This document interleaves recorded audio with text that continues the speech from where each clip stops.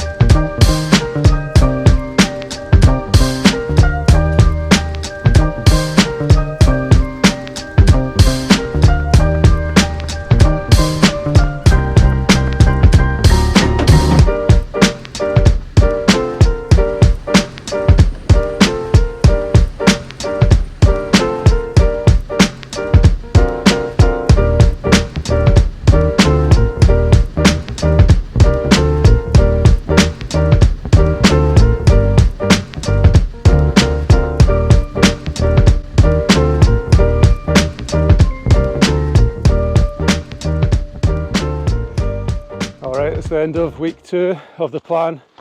I'm out for my long run. I'm back on the West Highland Way for this run, so I got the bus to Kinlochleven, and I'm going to be following the West Highland Way, the final section, back to Fort William today. So I've just been reflecting on the first 2 weeks of the plan. It's gone really quickly. First week went really well. I hit my mileage target. I was about 35 miles for the week, and at the end of this run I'll have done 40 miles this week, so it does start to ramp up quite quickly. So I'm just on the climb out of Kinlochleven. I don't know if you can see that across the water. Sun's coming out, I've had some heavy showers. It was very heavy rain yesterday, but I've had a lucky little weather window today. So I'll probably need to get the waterproofs out at times, but hopefully I'll get this run done without getting too soaked. Now that I'm into the plan, 2 weeks in, just as I say that, it's starting to rain. 2 weeks into the plan, I think I'm starting to just take stock of where I am. Generally I feel quite good. I tend to have some sort of niggles with my legs. Anytime you're increasing the mileage week on week, just got to be careful you're not going to get injured. Right, I'm going to stick my waterproof on because I think this is about to come down heavy.